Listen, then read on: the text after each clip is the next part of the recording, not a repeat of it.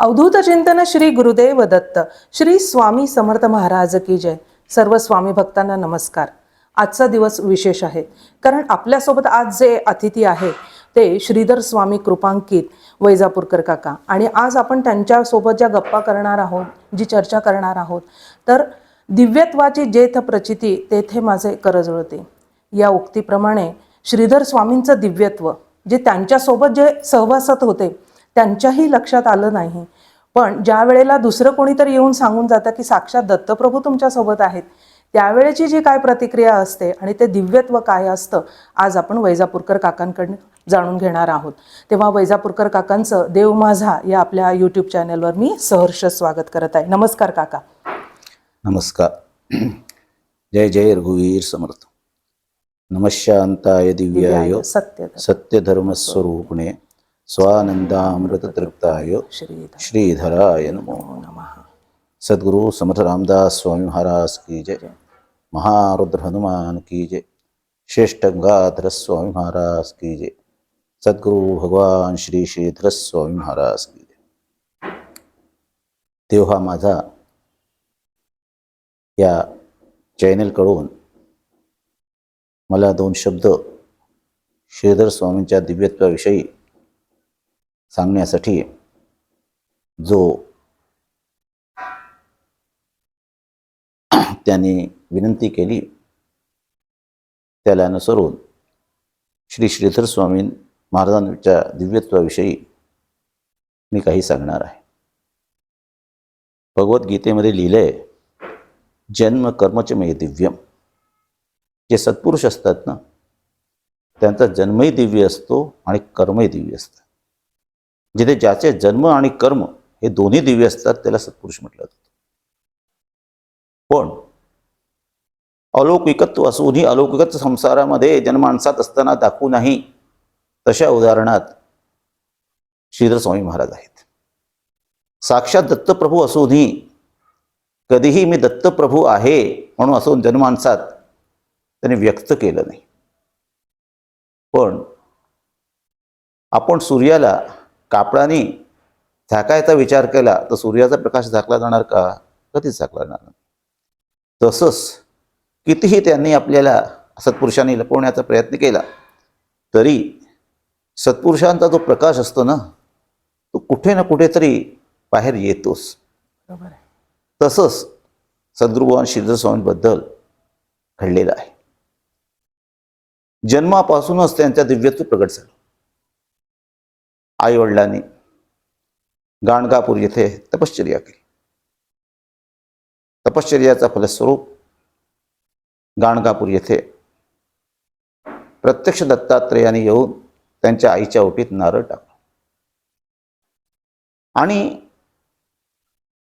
एक खरं घडलं की नाही याविषयी मी चौकशी करण्यासाठी गाणगापूरला गेलो होतो. मला कसं काय कळणार मी विचारत होतो.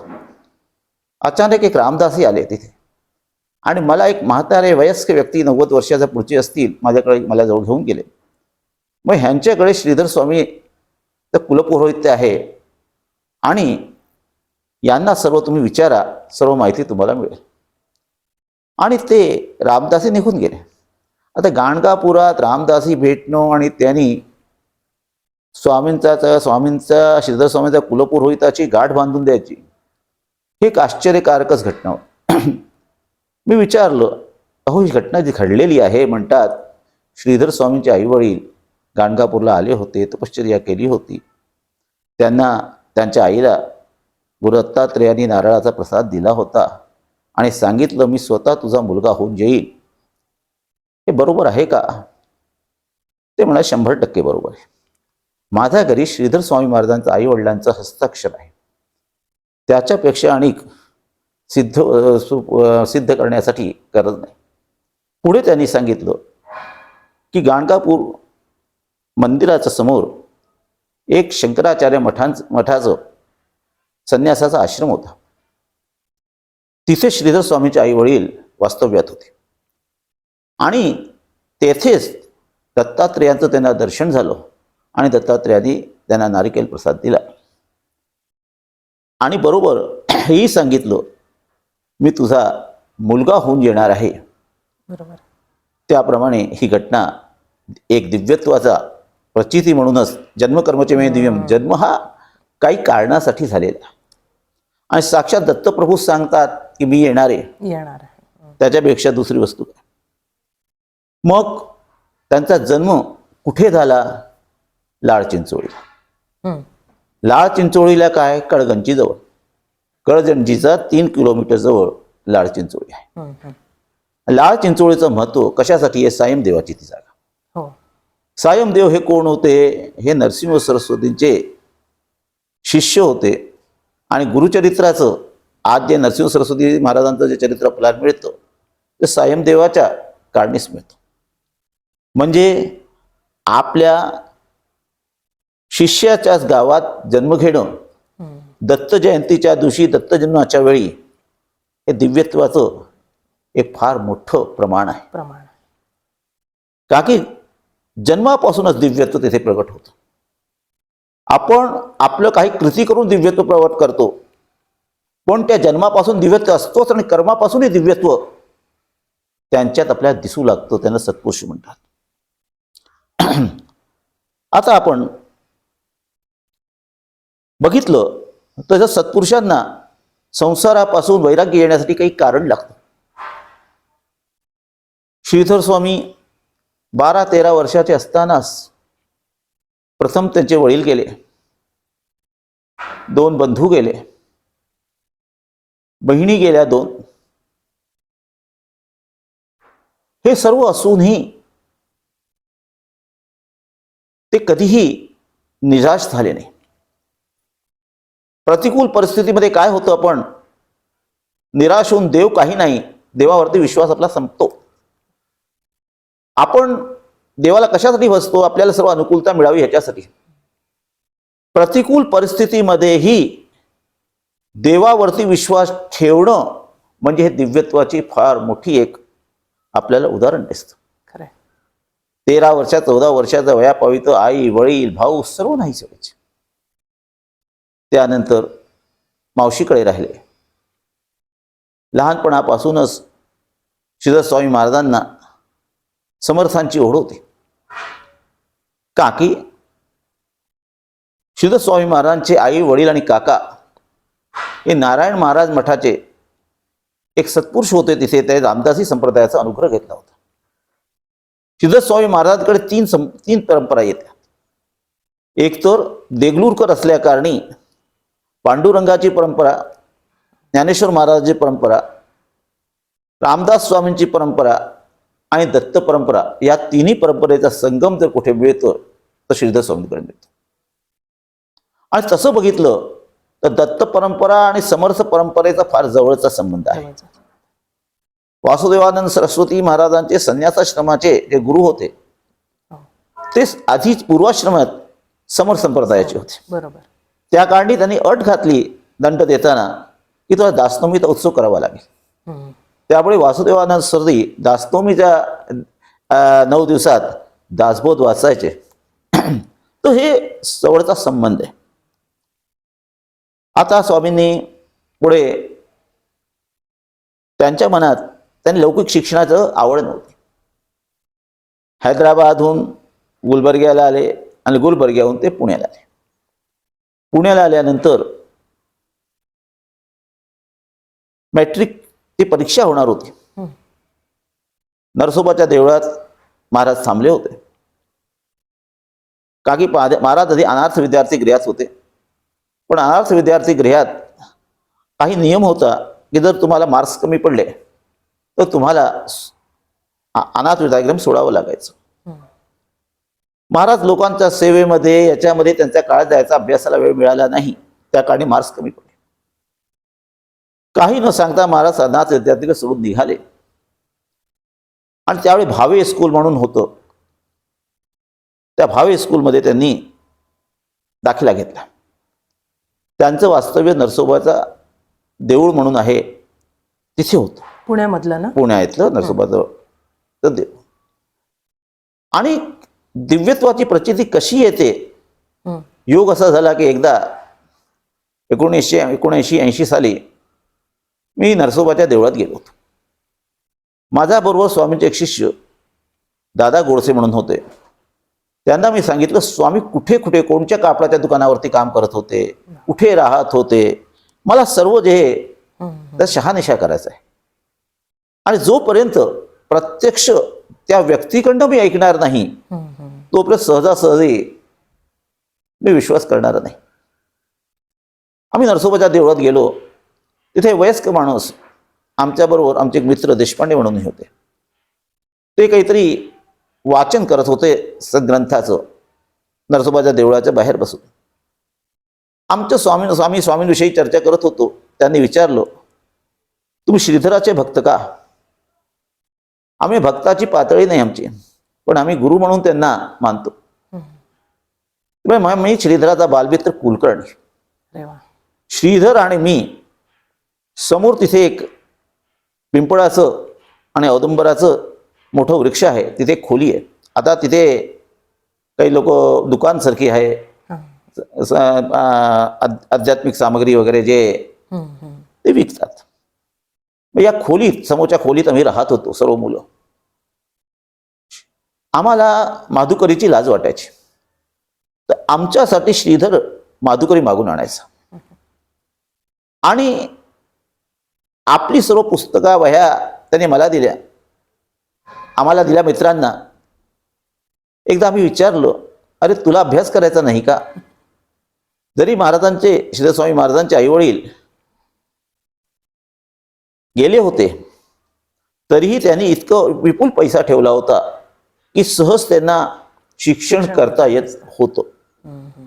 पण त्या पैशाचा वापर आपल्या मित्रांच्या पुस्तकासाठी, वस्त्रपात्रासाठी स्वामी करायचे.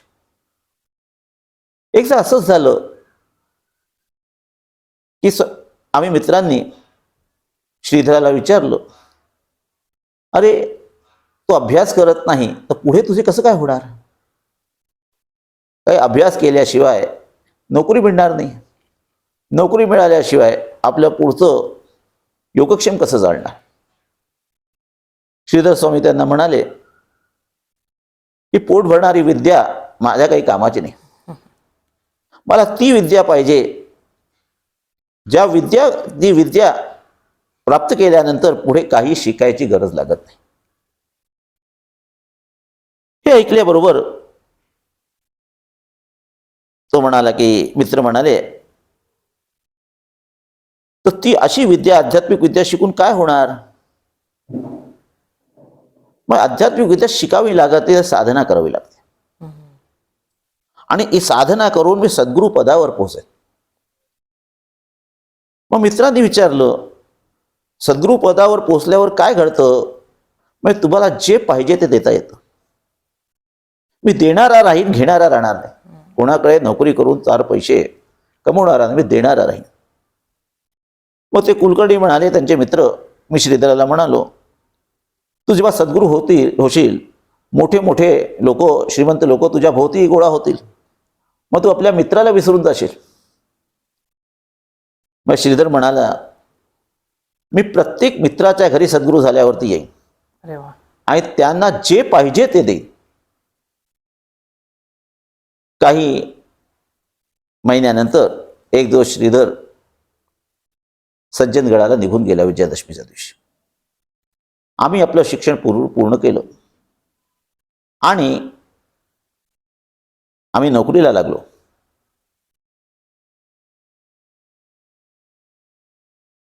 श्री कुलकर्णी म्हणाले, माझं लग्न झालं आणि पहिलं विराळ मी या खोलीतच आलो. आम्ही दोघे एक दिवस रात्री, जवळजवळ 10-15 वर्षाचा काळ लोटला. रात्री 11:30च्या सुमारास जय जय रघुवीर समर्थ म्हणून दारावरती कोणीतरी आलं. आश्चर्य वाटलं, कोण आवाज देत आहे? कोण तुम्ही? मी सद्गुरू श्रीधर स्वामी. कोण सद्गुरू श्रीधर स्वामी? स्वामींनी बाहेरून आवाज दिलं, श्रीधर नारायण टेगलूरकर, तुझा बालमित्र. आश्चर्य वाटलं, 15 वर्षाचा काळ लोटला, दार उघडून बघितलो, एक संन्यासी केस मुंडन केलेला, हातात कमंडलू, पादुका घातलेला, तेजस्वी मूर्ती पाहून मला आश्चर्यच वाटलं. 15 वर्ष आधीचा श्रीधर पाहिलेला आणि आजचा श्रीधर पाहिलेला किती बदल पडतो. कुलकर्णी म्हणाले, ये आत ये श्रीधर. तेव्हा नाही, आता मी सद्गुरू झालेलो आहे. माझ्या पायावर दूध पाणी टाकून तुम्ही दोघांनी औक्षण करायचं मला आणि हात धरून आत घेऊन जायचं. आता मी तुझा मित्र नाही राहिलो, आता मी सद्गुरू श्रीधर झालेलो आहे. कुलकर्णी म्हणे, आम्ही दोघांनी स्वामींच्या याच्यावरती दूध पाणी टाकलं, औक्षण केलं आणि श्रीधर स्वामींना आत घेऊन गेलो. आत असा छोटासा झोपळा होता, त्याच्यावरती बसल्या गप्पा थोड्या वेळ झाल्या. मग श्रीधर मला म्हणाला, तुला काय पाहिजे? आता जेव्हा आपल्याला काय पाहिजे जो म्हणतोय, तर त्याला काही मागण्याची आपल्याला संधी मिळते. आपणही जर देणारा तयार आहे तर मागणारे कंजूसी कशाला करायची. तर कुलकर्णी म्हणाले की मला प्रत्यक्ष प्रभू रामाकडनं अनुग्रह पाहिजे. बापरे. प्रत्यक्ष प्रभू रामाकडनं अनुग्रह पाहिजे. काही तू म्हणाला होतास ना, मी काहीही देऊ शकतो, काहीही देऊ शकतो. त्यावेळी स्वामींचं वय काय असेल? 37-38 इतकं वय असेल स्वामींचं. बोर म्हणाले. मग श्रीधराने डोळे बंद केले आणि माझ्यासमोर प्रत्यक्ष प्रभू राम उभे राहिले आणि मला राम नामाचा अनुग्रह दिला. मी खरंच सर्व दृश्य पाहतो का? काय हे काय घडत आहे रात्रीच्या वेळी? मी सावध झालो. श्रीधराने डोळे उघडले. राम दर्शन झाले ना. मी श्रीधराचे पाय धरले. अरे, जो रामाचं दर्शन करू शकतो त्याला सोडून मी रामाला कशाला रामाकडनं अनुग्रह मागितला? राम तर 2 मिनिटाला आला. खरंय खरंय. आणि प्रत्यक्ष जो रामाला आणू शकतो आपल्या सामर्थ्याने, त्याच्यापेक्षा. आणि सकाळी 3च्या सुमारास श्रीधर तिथून निघाला. त्यानंतर माझी आणि श्रीधराची भेट नाही. हे दिव्यत्वाचं बरोबर फार मोठं एक बालपणी जे त्यांनी सांगितलं होतं की मी भेटू आपण पुन्हा पुढे, ते वचन श्रीधर स्वामींनी पण पाळलंय त्याच्यामध्ये. आणि अशा स्वरूपात भेट दिली, रामाच्या स्वरूपामध्ये भेट दिलेली आहे. प्रत्यक्ष रामाला बोलून अनुग्रह मिळवून दिला. बरोबर. म्हणजे स्वामी ध्यानच बसले, राम उभा आहे, राम उभा आहे. बरोबर आहे. रामाने अनुग्रह, म्हणजे जसं मारुतीने समर्थांना रामाचा अनुग्रह मिळवून दिला, तर श्रीधर स्वामी आणि समर्थ रामदास स्वामी वेगळे नाही, वेगळे नाही, दोघे मुळात एकच आहे. बरोबर. दुसरी आणि घटना तुम्हाला सांगतोय, ती अशी घटना आहे की बालवयातच काकी काय म्हणतात ना, मुलाचे पाय पाडण्यात दिसतात. मोठ्यापणी तर दिसतात, जेव्हा प्रसिद्ध झाला सर्वांनाच माहिती असतं हा सत्पुरुष झाला. खरंय. पण आधी काय घडलं ते फार महत्वाचं असतं. भावे स्कूलमध्ये एक मालशी म्हणून प्रिन्सिपल होते. याविषयी माहिती कल्याणी मासिकमध्ये एक गोविंदराव दीक्षिताने दिलेली आहे आणि प्रत्यक्ष त्या मालशांनी सांगितलेली ती घटना, त्याचाच आधार घेऊन मी बोलत आहे.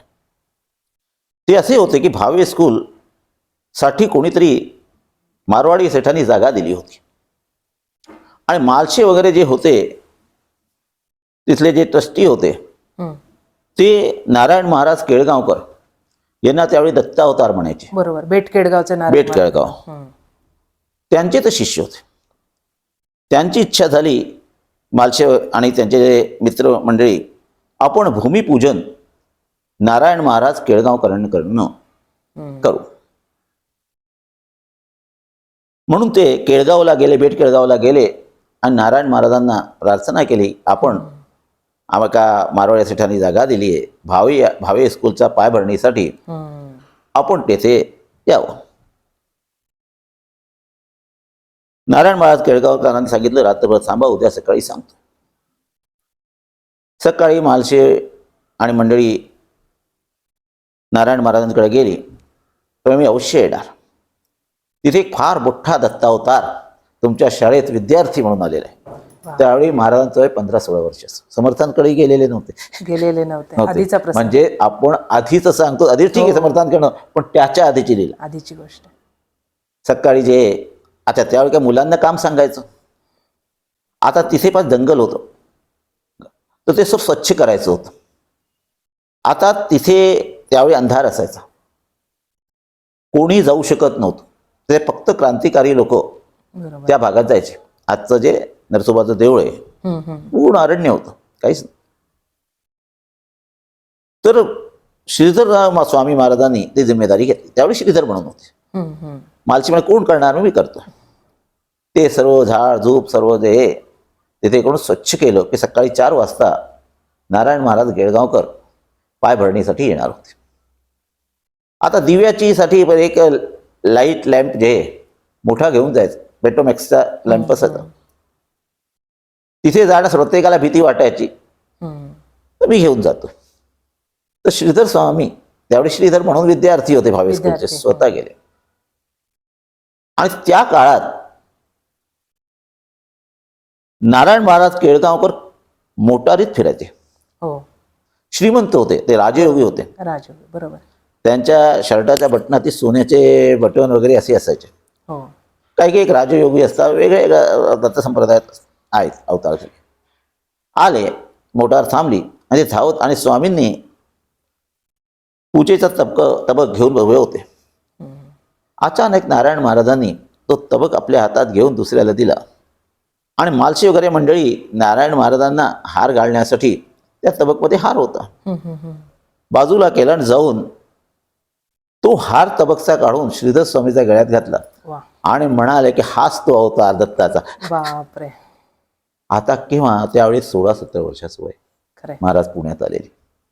पण कोणी ओळखलं, योगी ओळखावा योगेश्वरे, ज्ञानी ओळखावा ज्ञानेश्वरे, महाचतुर्थो चतुरे ओळखावा. खरंय, खरंय. बाह्य वेशभूषेने ओळखता येत नाही. ओळखता येत नाही. पण का की महाराज क्रिश होते आधी, आणि महाराज सावळे होते. 5 फूट 4 इंचची हाईट होती, देवीचे वर्ण होते. तर बाहेरून पाहून साधारण माणसाला सहजासहजी विश्वास येत नव्हता. विश्वास बसणार नाही. स्वामींचं स्थूल देह केव्हा झालं, 1960 नंतर झालं, जेव्हा स्वामी बिमार पडले आणि त्याच्यानंतर त्यांनी बाळसं धरलं. तो पॉईंट स्वामी क्रिशस होते. त्यामुळे बरेच लोक स्वामींना बाहेरच्या व्यक्तिमत्व पाहून लोकांना बोलण्यानंतर म्हणजे त्यांच्या सहवासात आल्यानंतर स्वामी कळले. पण तसं लोक पाहूनही समोर बाजूला सरकायची अशी परिस्थिती होती. खरंच आहे, खरंच आहे. तर नारायण महाराज केळगावकरांनी त्यांना म्हणाले की ही कुदाल जे आहे मी नाही मारणार, हा जो दत्त अवतार आहे तो मारेल. बापरे.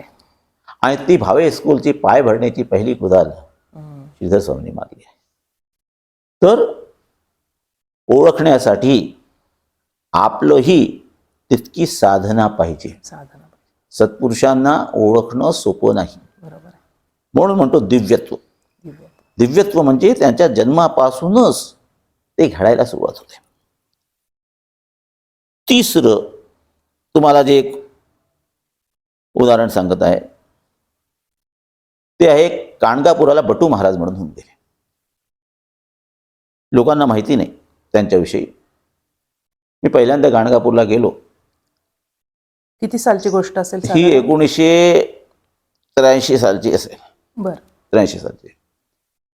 ते बटू महाराज जे त्यांच्याविषयी ऐकलं होतं. संगमा भस्माच्या डोंगरात तिथे एक कोणीतरी सत्पुरुष अनेक वर्षापासून तिथे राहतात. माझा काही परिचय नव्हता, पण एक सरोजक्का म्हणून होत्या, श्रीधर स्वामींचे शिष्य हैदराबादल्या, त्यांनी मला गाणगापूरला जातोय ना, बटू महाराजांची भेट, चांगला आनंद होईल तुला. आता कुठे राहतात, काय राहतात, मला काही विशेष माहिती नाही, पत्ता नाही. मी संगम काठी गेलो. अचानक माझी दृष्टी पडली, दार उघडं होतं. एक कोणी व्यक्ती कोणी फोटो समोर ध्यानस्थ बसले आले आहे. मी आत बघितलं, श्रीधर स्वामींचे फोटो होते. अरे वा. तर मी म्हणू हां, ज्या हिशोबाने हे दिसतंय त्यांचं काही हे ध्यानातून बाहेर येतील. मी त्यांना विचारपूस करतो. अर्धा पाऊण तास ध्यानातून बाहेर आले. मी त्यांना नमस्कार केला. तुम्ही श्रीधर स्वामींचे शिष्य का? तुम्ही श्रीधर स्वामींचे शिष्य होण्याची माझी योग्यता नाही, पण त्यांना गुरु म्हणून मी त्यांना मान देतो, स्वीकार केलेला आहे. म्हणून तुमचा परिचय काय? तसं म्हणतात ना, संताचं कूळ आणि नदीचा उगम मूळ हे मूळ विचारायला नको, तरी तू विचारतोस तर मी तुला आणि सांगतोय मी स्वामींकडे कसा आलो. तर कुठेही याचा उल्लेख नाही. मला काही लोक अशी भेटली त्या चरित्रात लोकांना, पण ती स्वामींची कृपा, त्याच्यामुळे अशी लोक मला भेटली. त्यामुळे स्वामींवरती विश्वास माझा वरच्यावर वाढत गेला की हे जे आहे तत्व खरं अर्थात श्रीधर स्वामी म्हणजे एक दिव्य सत्पुरुष या काळाचे होऊन गेले. मी त्यांना ते म्हणाले, माझं नाव देसाई, मी मुंबईचा गुरगावला राहणारा, मी इंजिनिअरिंग ग्रॅज्युएट त्यावेळेचा. काही असा प्रसंग घडला, मला वैराग्य आलं, मी घर सोडून सद्गुरूंच्या शोधात निघालो. फिरत फिरत फिरत मी कर्नाटकात आलो. कर्नाटकात कोणी सांगितलं सहजानंद अवधूत म्हणून. हे सहजानंद अवधूत श्रीधर स्वामींचे शिष्य होते. बर. श्रीधर स्वामींपेक्षा 15 वर्ष मोठे होते, तरी स्वामींनी त्यांना अनुग्रह दिला होता. त्यांना सिद्धावस्था प्राप्त झाल्यानंतरही त्यांनी श्रीधर स्वामींना गुरु केलं. मी सहजानंद अवधूत यांच्या आश्रमात पोहोचलो. पाहिलं की सहजानंद अवधूत एक फोटोच्या समोर ध्यानस्थ बसलेले. मी बघितलं सहजानंद अवधूत वयस्क दिसतात ते, आणि त्या फोटो समोर बसले तो तरुण दिसतोय. जेव्हा ते ध्यानामधनं खाली आले, मी नमस्कार केला, विचारलो की तुम्ही ज्याच्या फोटो समोर बसले हा ध्यानस्थ कोण आहे? मी माझे सद्गुरू आहेत. मग तुम्ही वयस्क दिसता, तुमचे सद्गुरू तुमच्या अर्ध्या वयाचे दिसतात, असं कसं काय? नाही माय, माझे सद्गुरू प्रत्यक्ष दत्त आहे. पटू महाराज म्हणाले, मला आश्चर्य वाटलं, आत्ता पावितो दत्तावतार किंवा असं म्हणणारे आहेत, पण प्रत्यक्ष दत्त हा शब्द म्हणणारा पहिलाच भेटला. काही वासुदेव सरस्वती असं दत्तावतार पण म्हणतो. आणि वासुदेव स्वतः म्हणाले, मी दत्त सेवक आहे, दत्तावतार नाही. पण स्वामी स्वतःना दत्त म्हणायचे, ज्ञान योग पदातारम दत्त श्रीधर रूपम. त्याच्यात स्वामींनी स्वतःचं वर्णन केलंय, मी साक्षात दत्त आहे, हे स्वामींनी स्वतः सांगितले. मग मी दत्त म्हणतात तर मला विश्वास बसत नाही की माणूस दत्त होऊ शकतो का? सहजानंद अवधूत महाराज म्हणाले, काही दिवसातच माझे गुरु इकडे येणार आहे शिघाडलीला, तेव्हा तुला पटवून देईन की माझे सद्गुरू साक्षात दत्त आहेत, अवतार नाही, दत्तच आहे. काही दिवसानंतर मी तिथेच थांबलो. श्रीधर स्वामी महाराज कर्नाटकात फिरता फिरता सहजानंद अवधूत यांच्या आश्रमात आले. दाताच बरोबर वंदन केलं आणि 2 काष्टपादुकांचा जोड सहजानंद अवधूतांनी आधीपासूनच तयार करून ठेवला होता. काही त्यांच्याजवळ पूजेसाठी आपल्या सद्गुरूंच्या काष्टपादुका नव्हत्या. तर त्यांनी काय केलं, स्वामींचा प्रवासाच्या पादुका म्हणाले मला द्या आणि या नवीन पादुका तुम्ही घाला. अच्छा, स्वामी वयाने मोठ्या माणसाला आदर द्यायचे, जरी शिष्य असला तरी दादा किंवा अशा आदरासर शब्दांनी हे करायचे. काही समाजात किती झालं, पण वयाचा मान ठेवायला पाहिजे. आणि स्वामींनी त्याचं फार जीवनात हे केलं. कोणी असो, कोणी रामदासी वयस्क असला तर स्वामी झुकून नमस्कार करायचे.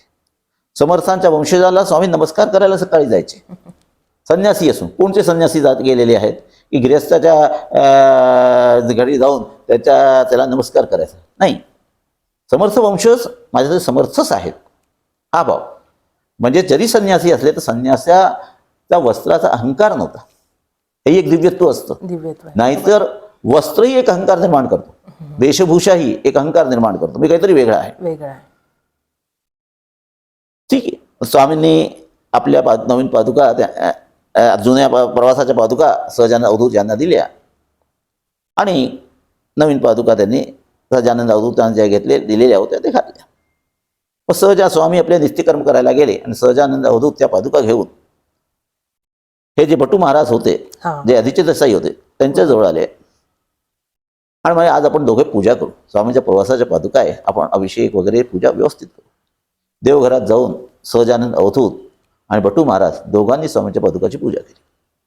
पादुका व्यवस्थित पुसल्या, सर्व काही केल्या आणि चौरंगावर ठेवल्या. तुळशी बेल पाहून पूजा झाल्यानंतर देवघर बंद केलं आणि कुलूप लावलं. सहजानंद अवधूतांनी किल्ली दिली भटू महाराजांना मग स्वामी जेव्हा विश्रांतीला दुपारी जातील तेव्हा ही किली मला देशील. स्वामींची भिक्षा झाली, सर्व झाल्यानंतर स्वामी वामकुशी घ्यायचे दुपारी अर्धा तासासाठी. स्वामी वामकुशी घेऊन अर्धा तास झाला होता. आता हे सहजानंद अवधूत बटू महाराजांच्या जवळ आले आणि विचारलो, किल्ली कुठे आहे? म्हणजे माझ्या जवळच आहे. दार उघडलं. पादुका उचल्या. पादुका हातून ओल्या होत्या आणि वाळवंट लागलेलं होतं. आणि पादुका हलवल्या तर त्याच्यात पाणी वाजत होतं. पाणी. मग काय बघितलं तू? म्हणजे पादुका पुसून ठेवल्या होत्या. हे पाणी, खाली वाळवंट आणि हे आवाज हे कसं काय येत आहे? चल आपण स्वामींनाच विचारू. मग बटू महाराज आणि सहजानंद अवधूत दोघे गेले. स्वामी विश्रांती घेऊन ते उठलेच होते. मग सहजानंद अवधूत महाराज म्हणाले, याला काहीतरी शंका आहे आणि याला विचारायचं आहे. मला विचारत होता. तुम्ही याच्या शंकेचं निवारण करा. तर मी काय करू? तूच निवारण कर. मग सहजानंद अवधूत म्हणाले, महाराज आपण दुपारी गाणगापूरला संगमाकाठी गेला होता ना? हो समज. तिथलंच पाणी लागले ना, तिथल्याच वाळवंट पायाखाली आहे ना? बरोबर. हो म्हणाले. आणि याच्यात जे पाणी वाचतंय पादुक्याच्या आत, पाणी न भरता कुठून, तर सद्गुरूंच्या पायाची सर्व तीर्थ वास करतात. सद्गुरू पायाचं चरण तीर्थ घेतलं की सर्व चरणांचं तीर्थ घेण्यासारखं होतं. सर्व तीर्थांचं. बरोबर. हो म्हणाले. मग ह्याला काय सांगायचंय? अवधूत म्हणाले, मग आता मला ओळखलं ना, तर असं आहे, आता तू त्याला अनुग्रह दिला बटू महाराजांना, गाणगापूरला जा, भस्माचा डोंगरा जा, तिथे संगमाकाठी ते सोडून कुठे जायचं नाही, तिथे अखंड अनुष्ठान कर, 12 वाजता मी तुला भेटेन. आणि बटू महाराज म्हणाले, मला रोज स्वामी भेट ते सोडल्यानंतर. आता यापेक्षा मोठं उदाहरण दुसरं दिव्यत्वाचं होऊ शकत नाही. बटू महाराजांचं फार कमी लोकांना ओळख झाली. 2007-08 साली काय, आम्ही 98ला मी म्हणालो तुम्हाला एक सत्पुरुष दाखवतोय. आपण सत्पुरुष म्हणजे बाहेरच्या वेशभूषाने पाहतो. बरोबर. ज्याच्याजवळ बसल्याच बरोबर मनात संत जो आहे तो तुम्हाला शांत करू संत, असं समर्थ म्हणतात. तुमच्या वृत्तीला जो शांत करू तो संत. मोठी मोठी प्रवचन देतो, हे करतो, तो संत नाही. त्याच्याजवळ बसल्याच बरोबर शांती वाटायला पाहिजे. बरोबर. तरी वृत्ती जो संत, तो संत जाणा, जो तुमच्या वृत्तीला शांत करून देईल, तुमची चंचलपणा तुमकडून नाहीसा करतो, निश्चळ करून देतो, तो संत. आम्ही गेलो, आमची आई होती, पत्नी होती. आम्ही गेल्यावरती सांगितलं असं असं आहे, हे आहे. तर मी म्हणालो की जसं स्वामींचा आमच्या घरी आशीर्वाद आहे, माझ्या मुलाबाळांना ही तुमचा आशीर्वाद, स्वामींच्या कृपेने तुमचा आशीर्वाद, स्वामींचा आशीर्वाद राहावा आणि आमच्या घराण्यात गुरुभक्ती अशीच चालत असावी आणि तुम्ही काही मार्गदर्शन करावं. त्यावर ते म्हणाले, मला काय सांगता, तुम्ही स्वतः मार्गदर्शन करू शकता. बापरे. मी नाही, मी बायका पोरांमध्ये नोकरी करणारा असा आहे, मग त्याच्यात काही फरक पडत नाही. हे बाह्य वेशभूषेत काहीही घेणं देणं नाही. बरोबर आहे. मग एकनाथ महाराज काय होते, आम्ही काय म्हणे वस्त्र जटा वाढवले की एकनाथांपेक्षा मोठे झालो का? त्याच्यात काहीही घेणं देणं. ही अंतर्निष्ठांच्या खुणा अंतर्निष्ठ जाणती. बरोबर आहे. तिथे बाह्यनिष्ठा नाही, अंतर्निष्ठा पाहिजे. अंतर्निष्ठ झाल्यावरतीच. त्यानंतर आमची शेवटची भेट त्यांची 2008 साली झाली. महाराजांचं 100 वर्षाचा उत्सव, शताब्दी उत्सव सुरू होता. तेव्हा आम्ही कुरोप होऊन येताना गेलो होतो. पाहताच बरोबर खूप रडले. स्वामींचं नाव काढायचं की ते रडायचे. श्रीधर स्वामींचं इतकं प्रेम. मग म्हणाले, अरे तुझे आरती केलेली स्वामींना फार आवडते. अरे वा. माझ्या ज्या पादुका त्याच्यासमोर ती आरती म्हटली स्वामींना. आणि जेव्हा निघू लागलो, खूप डोळ्यात पाणी होतं. म्हणजे विरहाचं जे हे असतं. आणि त्या 2 महिन्यानंतर ते वारले. असे ते बटू महाराज. बरोबर. त्यांच्याविषयी कुठेही विशेष उल्लेख येत नाही. पण स्वामींच्या कृपेने असे एकांतिक उपासक बरेच आहे स्वामींच्या ह्याच्यात. ज्यांच्याविषयी सांगता येतं, बरोबर. म्हणजे त्यांना आपल्यासारखं करणं. तिसरं तुम्हाला एक उदाहरण जे सांगतोय, एक बाईचं उदाहरण. जनरल पुरुष आपल्याला दिसतात साधना करणारे, पण काही स्वामींच्या ह्याच्यात कशी अशा बायका झाल्या. काही स्वामींनी आपल्या आईला शब्द दिला होता. आईने म्हटलं होतं पुरुषांचा उद्धार सर्व करतात, पण बरोबर. तत्वज्ञानाचं माहिती त्याविषयी बायकांना कोणी करत नाही. शेवटच्या वेळी महाराजांनी तत्वज्ञानाचा उपदेश आपल्या आईला दिला होता. तू जसं मला उपदेश करतोय ना, तसं समस्त स्त्री समाजाला आईसारखं मानून त्यांनाही उपदेश कर. बरोबर. आणि स्वामींनी तो शब्द पूर्ण केला. आणि त्यापैकी एक सावित्री एक्का म्हणून, सौ सावित्री सुब्राय भागवत म्हणून स्वामींच्या ह्याच्यात उच्च कोटीची साधिका झाली. ती कानळी होती. वयाच्या 3ऱ्या वर्षी तिला अनुग्रह झाला श्रीधर स्वामी. श्रीधर स्वामींचा. काही शिक्षण नाही, काही नाही. अनुग्रही कसा झाला की तिचे जे वडील होते केशव दास, त्यांनी संन्यास घेतल्यानंतर केशव म्हणून होते, केशव हेगडे. त्या केशव हेगड्यांनी, ते शिकारी होते, त्यांनी 40 वाघ मारली होती. बापरे. ते काय करायचे की जनावरांना खड्ड्यात टाकायचं आणि वाघ आला की मग त्यांना सूट करायचं. जनावर नाही मिळाले तर आपल्या मुलाबाळांना खाली खड्ड्यात टाकायचं. अरे बापरे. एकदा असंच घडलं, त्यांनी आपल्या मुलीला त्या खड्ड्यात टाकलं आणि मुलगी जे वडील कुठे लपलेले आहे पाहून तिथून निघून पळून गेली. वाघ आला आणि निघून गेले. हे तिचं आत्मचरित्र स्वतः माझ्याजवळ आहे. म्हणजे उल्लेख सावित्री कुठेही मिळतो. अक्का. सावित्री अक्का. त्याविषयी म्हणजे स्वामींच्या ह्याच्यात काही अधिकारी, याच्यापैकी सर्वप्रथम अधिकारी जे म्हणतात अशा सावित्री शिष्य अक्का. सावित्री अक्का. तर त्या जे आपल्या घरी गेल्या, वडिलांनी खूप मारहाण केली. मग एक वाघ निघून गेला. रात्री वडील झोपले असताना ती एकटी निघाली, घर सोडलं. घर सोडून. आणि त्यावेळी अरण्य पूर्ण कर्नाटक. बरोबर. आणि तिची आई काय ह्या शिकारी असल्याकारणे ह्यांचा स्वभाव कारणे सावित्री अक्कांची आई तिच्या वडिलांना सोडून शिगेहळ्ळीच्या मठात शिवानंदांकडे आली होती. आता कुठे जायचं, आईकडे जायचं, पण पत्ता नाही. त्या लहान मुलीला 3-4 वर्षाचं काय करणार. ती तशीच निघाली. वाटेत तिला एक व्याघ्रांबर घातलेला, त्रिशूल घेतलेला साधू भेटला. तुला कुठे जायचंय तुला? नाही, असंच जायचंय. चल, मी तुला तुझ्या गुरूंकडे घेऊन चालतोय. ते कोडी नसून साक्षात शंकर होते. बापरे. आणि ते शिवानंद शिगेहळ्ळीच्या शिवानंद आश्रमाचा बाहेर आहे. म्हणजे इथे का तुझी आई आणि तुझे सध्याचे जे गुरु आहेत ना, ते समोर. त्यावेळी स्वामीने संन्यास घेतला नव्हता. बर. आणि स्वामी त्यावेळी ब्रह्मसूत्र असं बसत वाचत बसले होते. बर. तिने जे लिहिलंय, म्हणजे स्वामीचे कोणी शिष्य नाही, काही नाही, कोणीच ओळखत नव्हतं. कोणी ओळखत नव्हतं. आता ते जे पुरुष होते त्यांनी हे तुझे गुरु, त्यांनी जाऊ पाय धरले सावित्रिकाने, तुम्ही माझे गुरु, बाजूला, मी कोणालाच अनुग्रह देत नाही, काही नाही. मग तिने ही गोष्ट जाऊन आपल्या आईला सांगितली. तिचं नाव सरस्वती होतं त्यांच्या आईचं. आणि मग सांगितलं मग की अगं, त्यांनी शिवानंदांना सांगितलं. शिवानंद महाराज स्वामींचे योग मार्ग त्यांनी त्यांच्याकडे शिकला. शिवानंदांना जेव्हा सांगितलं तर शिवानंद म्हणाले, अरे अगं, तुझ्या मुलीला प्रत्यक्ष सद्गुरू ना भेटण्यासाठी शंकर घेऊन आले होते इथपर्यंत. बापरे. तर त्याची इच्छा असो किंवा नसो, त्याला अनुग्रह तर द्यावाच लागेल. तिला अनुग्रह दिल्याशिवाय हे नाही. आता काय करायचं? तर एक योजना केली की स्वामी 3 वाजता निघायचे. तिथे मोठं एक तळ आहे शिगेहळ्ळीला शिवानंद आश्रमाच्या बाहेर, जिथे स्वामीने संन्यास घेतला त्या तळावरती. तिथे अंघोळीला जायचे. आणि मग शिवानंदाने गुफा करून ठेवली होती. ते भुयारीत त्या गुफेत सकाळी 4 ते 10 10:30 11 पर्यंत स्वामी निर्विकल्प समाधीमध्ये बसायचे त्या काळात. तर सर्व माहिती केलं.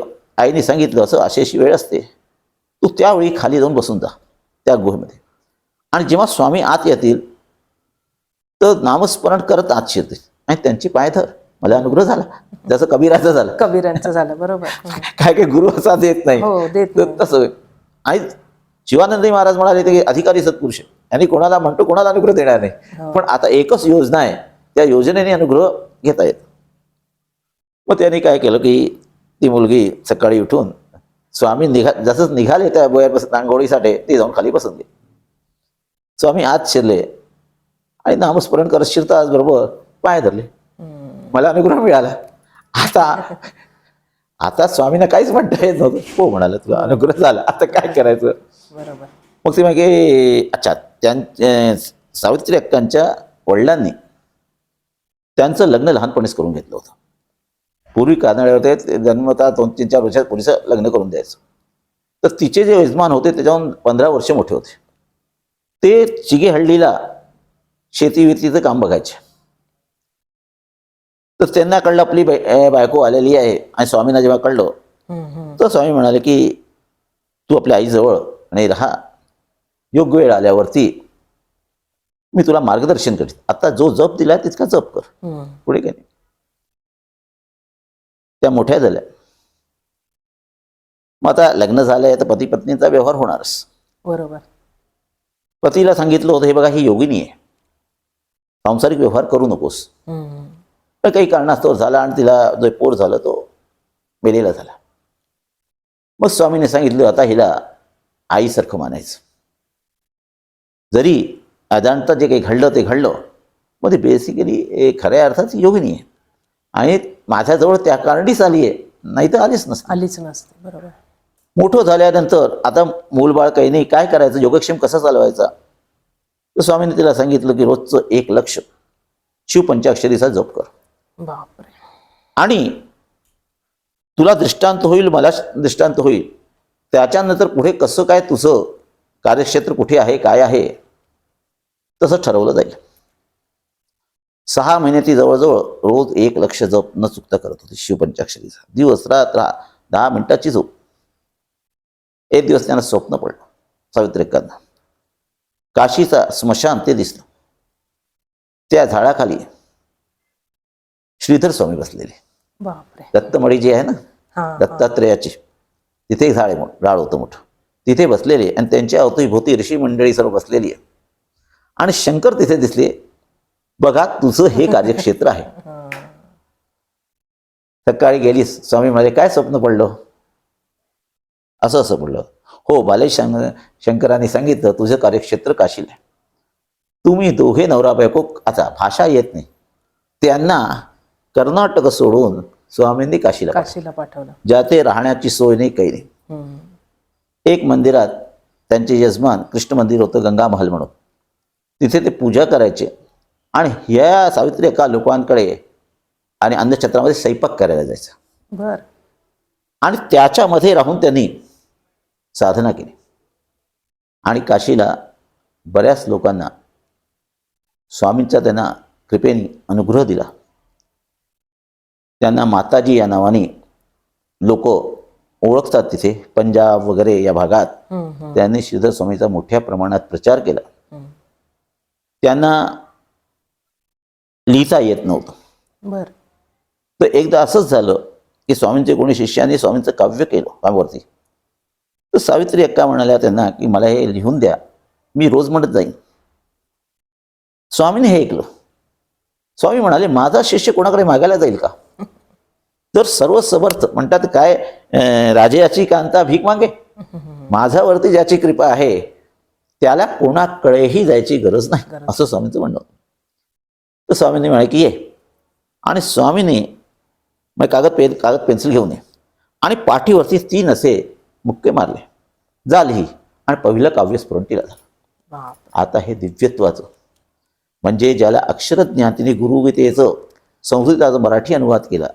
आणि जय गुरु वरदे ही जी आरती स्वामीच्या समाधीला म्हटली जाते ती त्यांनी रचलेली आहे. बापरे. ती रोज तिन्ही सांजेला म्हटली जाते.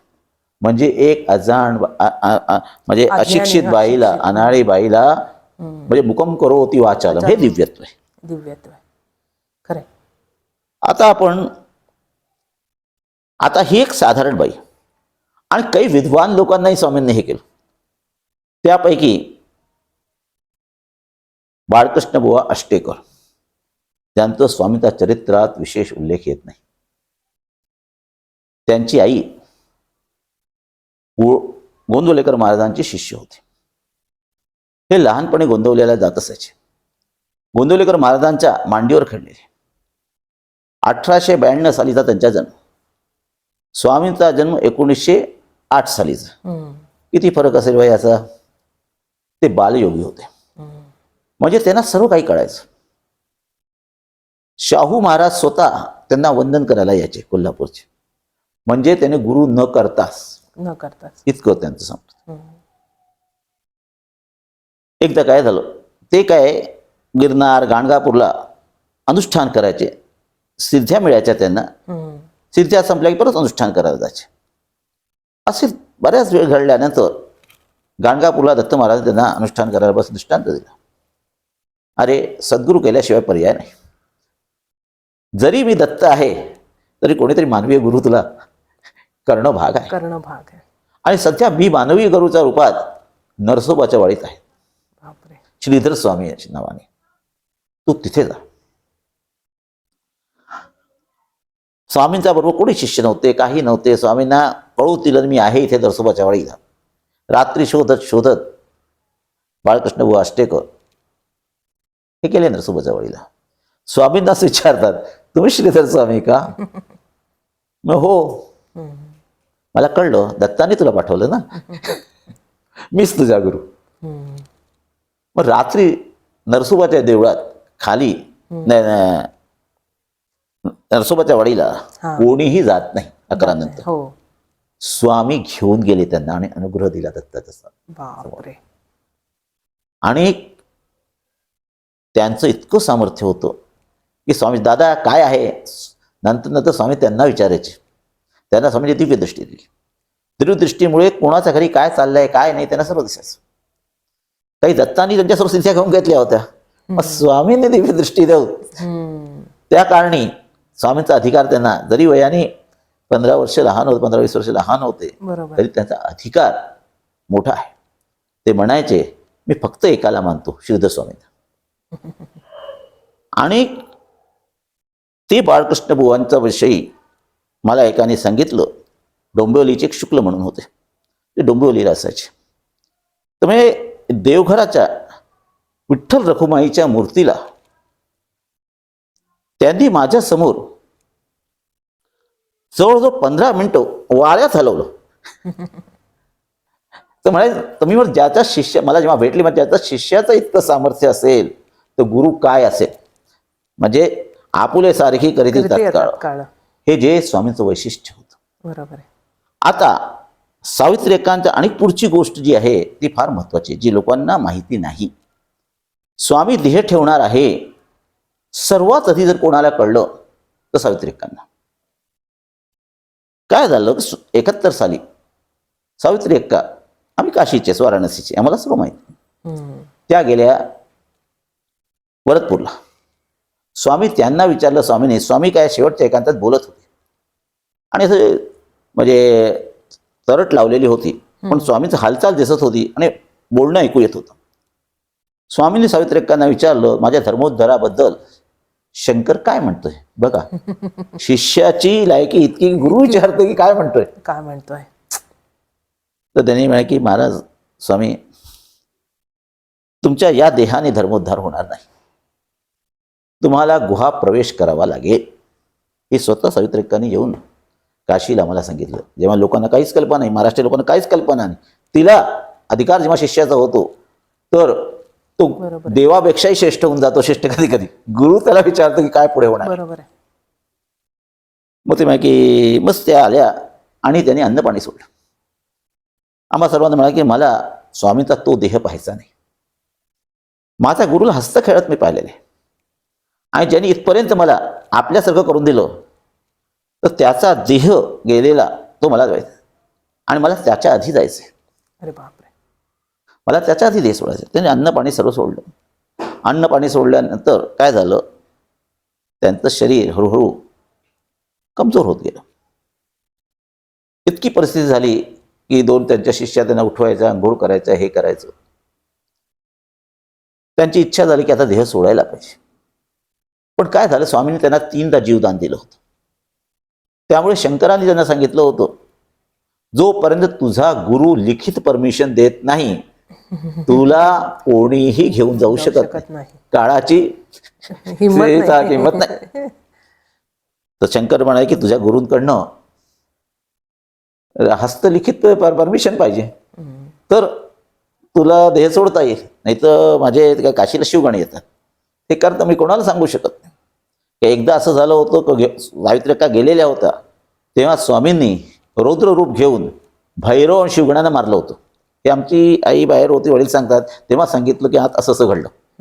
म्हणजे इतका अधिकार आहे का कोणी ज्याला की इतकं मृत्यूवरती अधिकार घेऊन त्याच्याशी की माझ्या मनाने तो जाईल, माझ्या शिष्याला तू घेऊन जाणारे कोण? त्यावेळी म्हणाले, जेव्हा मी बसलोय तर माझी परमिशन पाहिजे. शिष्यावरती गुरुचा अधिकार असतो, काळाचा अधिकार नसतो. पण गुरु तितका सामर्थ्यवान असायला पाहिजे, तरच तो शिष्यावरती, आणि शिष्य तितका गुरुवरची एकनिष्ठा असायला पाहिजे. मग त्यानंतर तिने जे एक त्यांचे 2 शिष्य होते त्यांना कर्नाटकात पाठवलं. स्वामी होते त्यावेळी, की तिने लिहून पाठवलं की अशी अशी माझी इच्छा आहे. तर यासोबत शंकराचं असं म्हणणं आहे, जोपर्यंत तुमचं हस्तलिखित येत नाही तोपर्यंत मला जाता येत नाही. ज्या दिवशी गेल्या संध्याकाळी मी गेलो होतो, त्यांनी काय केलं, असं ओपन ह्याच्यात शेण सावरून समोर स्वामींची फोटो आणि त्यांच्या आपल्या यजमानाच्या मांडीवर त्यांचं डोकं. स्वामींनी कधी नाही सांगितले गृहस्थ माणसाने आपल्या बायकोला किंवा नवऱ्याला सोडून परमार्थ करायचं. एकदा गृहस्थी केली ना, ते गृहस्थीमध्ये राहून परमार्थ करा. बरोबर. आजकालचे म्हणतात, जे नवीन आले ते सोडून द्या. आमच्या इथे स्वामींनी कधी नाही सांगितलं. ज्याला जो आश्रमात आहे त्याने त्या आश्रमाचं यथोचित पालन करायचं. बाईसाठी नवराच परमेश्वर आहे. खरे. केव्हाही त्या बाहेर निघायच्या तर स्वामींना नमस्कार करा, आपल्या यजमानांना नमस्कार करायचा. काही स्वामींनी सांगितलं होतं. स्वामी ते शिकवण आहे, आर्य धर्माची शिकवण आहे की पती स्त्रीसाठी पती हा तुमचा परमेश्वर आहे. मग त्यांनी आम्ही पाहिलं असं, म्हणजे मांडीवरती त्यांच्या यजमानाच्या मांडीवरती सावित्रिकांचं डोकं होतं, समोर स्वामींचे फोटो, त्यांचा एक हात आपल्या यजमानाच्या पायावरती आणि यजमान स्वामींच्या तीर्थ तोंडावरती टाकतात. अवतीभोवत लोक शिवोम शिवोमचं हे करतात. मी निघून आलो रात्री 11 साडे11 सुमारास. आमचे आई वडील गेले होते तिथे ते वरदपूरहून त्यांचे जो शिष्य होते परत आले आणि स्वामींचं ते जे लिहिलं होतं ते त्यांनी कानात सांगितलं की वाचून. त्यांनी डोळेमध्ये ब्रह्मरंध्र फाटून त्यांचा प्राण गेला. बापरे. याला म्हटलं दिव्यत्व. म्हणजे एक साधारण घरगुती बाई ही एक योगियांसारखी देह सोडू शकते. म्हणजे आपुले सारखी करीती तात्काळ नाही काळ वेळ तया लागेल. हे स्वामींचं जीवनाचं वैशिष्ट्य आहे. आता आपण वैजापूरकर काकांकडनं भगवान श्रीधर स्वामींच्या दिव्यत्वाविषयी जाणून घेतलं. आणि खरंच असे जे सत्पुरुष असतात ते आपलं दिव्यत्व झाकून ठेवतात आणि त्यांच्या सहवासात जी मंडळी येतात आणि कसं असतं, कस्तुरीचा जो सुगंध आहे तो आल्याशिवाय राहत नाही. तशीच ही गोष्ट म्हणता येईल. पण मला एक तुमच्याकडनं अजून एक हवा होता प्रसंग काका, की तुम्हाला सुद्धा त्यांचा जो अनुभव आला होता दिव्यत्वाचा तो एक सांगायचा राहिलाय ना, तो सांगा ना. तसं बघितलं तर मी फारच लहान होतो आणि लहान 8 वर्षाचा असल्या कारणे तो अनुभव जो मला आला तो म्हणजे असा होता की स्वामी आमच्या घरी येणार होते, पण कोणी असं सांगितलं की स्वामी काळभैरवाच्या देवळाचं दर्शन करून निघून जाणार आहे. बरं. आमच्या वडिलांना आम्ही चुपचाप सांगितलं होतं, न बोलता, कोणाला सांगू नकोस, मी तुझ्याबरोबर तुझ्या घरी येईन. पण काही लोकांनी म्हणतात ना, नाही तुमच्या घरी येणार नाही. आईने पूजेचं साहित्य वगैरे सर्व तयार करून ठेवलं होतं. आम्ही लहान पोरं होतो. कोणी सांगितलं नाही येणार, तर आई तसंच दारवेर उघडून गेली काळभैरव देवळाच्या तिथे. तर वाटेत जे स्वामी जे काळभैरवाच्या तिथून त्या बाळगा काळभैरवाकडे जात होते आणि आमची आई काळभैरवाच्या तिथून परत येत होती. काही तिथे स्वामी कुठे परत स्वामी घरी गेले, काही घरी गेले असतील, आले नाही. तर त्यांची भेट एक देऊळ रामेश्वर मंदिर म्हणून होतं तिथे झाली. तिथे एक कचरा पडलेली अशी जागा होती. स्वामी घरी आले होते, घरी कोणी नाही. वडिलांना राग आला, वडील आईला रागवत होते, अगं स्वामी घरी आले, त्यांच्या पायावरती पाणी टाकणारं दूध पाणी कोणी नाही, कोणाकडे जात नाही आणि आपल्या घरी स्वतः महाराज येतात. आणि त्याला काही कारण होतं की आमच्या त्या घरात पिशाच होत्या, पिशाचाला मुक्त करण्यासाठी स्वामी आले होते खऱ्या अर्थात. तर स्वामीने त्या जे काही पिशाच्याला मुक्त केलं, काय केलं ते तर तिथे जेव्हा भेट झाली तर आमचे वडील रागवू लागले. तर आम्ही पाहिल्या डोळ्यांनीच स्वामी शांत शांत. स्वामी म्हणायचे अरे माझा, स्वामी म्हणायचे माझा शिष्य रागीट. स्वामी असं म्हणायचे. स्वामी म्हणजे एकनाथ महाराजांनंतर शांती ब्रह्म कोणी झाला सिद्ध असून तर श्रीधर स्वामी झाले. श्रीधर स्वामी. कोणाचंही विषयी राग नाही. नाही तर काय मनासारखं नाही झालं की राग. आता दुर्वासा आहेत, दुर्वासाही सिद्ध पुरुष होते पण राग होता. बरोबर. परशुराम रागीट होते. म्हणून रेणुका म्हणायची मला श्रीधर परशुरामापेक्षाही मला लाडका जास्त आहे. काय श्रीधर शांत मूर्ती आहे. खरंय. का की ते तेज पचवायला यायला पाहिजे. बरोबर. तेज जेव्हा पचत नाही तर उग्रता रूपाने ते बाहेर येतं. श्रीधर स्वामींनी ते पचवलं. म्हणजे परशुरामांना किंवा मी नाव ठेवत नाही. नाही नाही, फरक आहे ना ऋषी आणि संतांमध्ये, तोच फरक आहे की त्यांनी पचवलं ते. बरोबर. मग तिथे शांत केलं. मग स्वामी म्हणाले इथेच पूजा कर. काहीच औरंग नाही, काही नाही. तिथेच त्या पाणी टाकून घेतलं, माळा घालून घेतली, नारळ घेऊन सर्व काही घेऊन घेतलं. मग स्वामी काळभैरवाच्या देवळात गेले. आम्ही स्वामीचं इतकं म्हणजे त्यांचं चालणं इतकं फास्ट होतं की सहजासहजी साधारण मुलांना की आमच्या वयाच्या पोरांना धावावं लागायचं. बरोबर. आणि स्वामी चटचट करून त्याच्यासमोर स्वामींचा एक शिष्य जो होता तो पाणी टाकायचा. बर. पाणी टाकल्या तर स्वामी पाऊल द्यायचे. मग त्या शिष्याला इतक्या धावपळ करावी लागायची. काळभैरवाच्या देवळात तिथे स्वामी आले आणि स्वामी कुठल्याही देवळात 4 वाजताच्या आधी जायचे. लोकांची गर्दी व्हायची आणि स्वामी देऊळ बंद होतं. 4च्या वेळ, 3:30-4ची वेळ असेल, बंद होतं. आणि स्वामी पूजा स्वतःने आपल्या शिष्याकडनं सांगायचे. तर स्वामीने ते काय फूल बिल सर्व तिथे देवळाच्या बाहेर द्यायला सांगितलं आणि स्वामी नुसते असे शांत नुसते उभे होते. आम्ही निघालो. ते मोठा कुत्र जे निघाला तो अवती स्वामींचं श्रीधरस्फूर्ती निवासला स्वामी होते. हे 5 सालची घटना आहे. तिथे आला आणि स्वामींच्या पायावरती डोकं ठेवलं आणि रडू लागला. बापरे. एक जनावराला पहिल्यांदा पाहिलं की त्यालाही आणि स्वामींनी त्याला स्पर्श करून कानात काही सांगितलं. त्या संन्यासी लोक जे कर्मठ संन्यासी आहेत, कुत्र्याने स्पर्श केला की हे करत नाही. ते डोळ्यांनी पाहिलं की इतकी अवस्था असूनही जीव मात्रावरती दया, परोपकार. जर तुमचा त्या कर्मठपणामुळे कोणी जीवाला त्रास होतोय तो कर्मठपणा कामाचा नाही. ते बंधन आहे. ते कर्म बंधन आहे. कर्म खऱ्या अर्थात तुम्हाला मुक्त करवतं बंधनापासून, पण कर्मठपणा बंधनात घालतो. बरोबर. तर स्वामींनी जे मी पाहिलं ते मलाही आश्चर्य वाटलं. आणि कानाच मंत्र देतात ते कुत्र्यासारख्याला. काही स्वामींनी वचनगडाला म्हणाले होते आज कुत्र मांजरी जेव्हा दत्ताबुवांना अनुग्रह दिला, कुत्र मांजरही आले त्याला मी अनुग्रह देईन. इतक्या आनंदात आहे की मी काही त्यांनी त्यावेळी शौच करून येत होते. अरे इकडे दत्ताबुवांच्या याच्यात आहे त्यांनी सांगितलं. तर त्यांना अनुग्रह दिला. पण दुसऱ्या दिवशी ते स्नान करून यायचे पाणी. म्हणजे कोणालाही अनुग्रह देईन. आज मला समर्थाने इतकं दिलेलं आहे की आता तिथे पाहणार नाही तो अधिकारी आहे अनाधिकारी आहे सर्वांना एकसारखं. आणि मग स्वामी अन्नी करायला वर गेले. हा कुत्र वर गेला. लोकांना बिस्किट देतात, काही घेतलं नाही. आणि स्वामींच्या तिथे दारावरती धक्का देतो. त्याची हे झालं ते. मग स्वामीने दार उघडून परत आले. त्याच्या डोक्यावरती हात फिरला. मग तो आमच्या बरोबर बाहेर आला आणि काळभैर मंदिराच्या देवळ येता दृश्य झालं. हे पाहिल्यानंतर पहिला विश्वास मला बसला की दिव्यत्व म्हणजे खरंच दिव्यत्व आहे.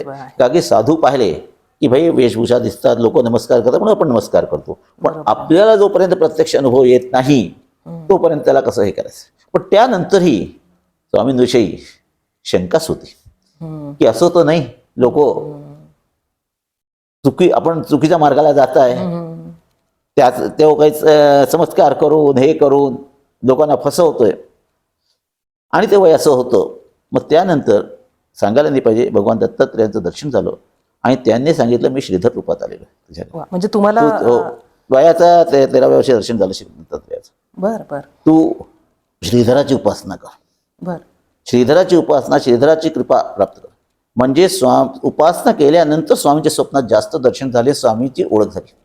म्हणून समोर भेटल्यानेच ओळख होते असे नाही. तुमचा अधिकार जोपर्यंत होत नाही तोपर्यंत तुम्हाला त्या वस्तू समोर असूनही उपयोगाचा. मग स्वामींशी इतकी दृढ श्रद्धा झाली. आता कसले स्वामी आहेत ना आहे बरोबर. आपल्याला काळजी कशाला करायची, कसलंही असो. लोक म्हणा तुम्ही हे करा ते सांगा, नाही नाही, मला सांगायचीच गरज नाही. ती आई आहे, तिला कळतं. बरोबर आहे. खरंच आहे. खरंच आहे. कशाला लोकांना कळते म्हणून नवस करतात सत्यनारायणाचं. बरं, नारायणावरती पूर्ण विश्वास असेल तो कशाला सत्यनारायणाचं व्रत करायची गरज आहे. बरोबर आहे. म्हणून अंधश्रद्धा नको. अंधश्रद्धा नको. आपल्याला सद्गुरूंचा खऱ्या स्वरूपाचं प्रत्यय आल्याशिवाय सद्गुरूंविषयी श्रद्धा निर्माण होत नाही. बरोबर. श्रद्धा पाहिल्याने होत नाही, किंवा कोणाचं ऐकून जे श्रद्धा आलेली असते ती टिकत नाही. मग प्रत्यक्षात जेव्हा एक अनुभव आला तर शेवटपर्यंत, इव्हन त्याच्या देह सोडल्यानंतरही बरोबर. सद्गुरू तुम्हाला साथ देत असतो. साथ देत असतात. जय जय रघुवीर समर्थ. खरंच काका, म्हणजे आपण जे सांगत होता त्यातनं आमच्या लक्षात येत होतं. आणि कसं असतं, आपण कार्य भुललिया वरल्या रंगाशी असं होतं. चोखा मेळा जे सांगतात, आपण वरचा रंग बघतो आणि आजच्या याच्यामध्ये लोक भुलतात. पण श्रद्धावान लभते ज्ञानम असं म्हणतात, त्या उक्तीप्रमाणे तुम्ही प्रत्यक्ष ते श्रीधर स्वामींचं रूप बघितलं आणि त्यामुळे तुम्हाला त्या प्रकारचं ज्ञानही झालं आणि तो मार्गसुद्धा गवसला असं म्हणायला हरकत नाही. आज आपण आमच्या देव माझाच्या चॅनलच्या सगळ्या प्रेक्षकांसाठी एवढा अमूल्य वेळ दिलात आणि श्रीधर स्वामींचं जे अलौकिक भाग होता, जो इतर लोकांना ज्ञात नाही आहे, तो सगळ्यांसाठी आपण आपल्या अमोघ वाणीमधनं आमच्या सगळ्यांसाठी उपलब्ध करून दिला. त्याबद्दल मी आपले मनपूर्वक आभार मानते. श्री गुरुदेव दत्त. धन्यवाद. मी देव माझा चॅनलला धन्यवाद देत आहे. तसं विचार केला तर मला काहीही येत नाही. जे काही बोलणारा आणि बोलवणारा तो स्वामीच आहे. मी सकाळपर्यंत काय बोलणार हा विचारही केला नव्हता. म्हणून मी घाबरतो असे इंटरव्ह्यू किंवा असे हे देण्यासाठी. कसं होईल, काय होईल, महाराज मग शेवटी महाराज आहेत ना, करून घेतील हा विश्वास आहे. त्या विश्वासात महाराज सर्व घडून घेतात. आणि असाच विश्वास तुम्हा सर्वांना आपल्या सद्गुरूंबद्दल एकनिष्ठता आणि विश्वास उत्पन्न झाला तरच तुम्ही या संसाराच्या पलीकडे जाऊ शकता. बरोबर आहे. बाह्य भाग सद्गुरूंना आवडत नाही. सद्गुरूला अंतरंग आवडतं आणि त्या अंतरंगासाठी तुम्हाला साधना करण्याची फारच गरज आहे, असे स्वामींचे सांगणे आहे. आणि मीही स्वामींच्या वतीने तुम्हाला हेच सांगत आहे, जितकी साधना कराल तितक्याच सद्गुरूंचा जवळ जाल. सद्गुरूंचा जवळ शरीराने राहून सद्गुरूंची ओळख होत नाही. साधना केल्यानंतर आंतरिक ओळख व्हायची असेल तर साधना केल्यानंतर सद्गुरूंची होते. शेवटी धन्यवाद तुम्हा सर्वांना.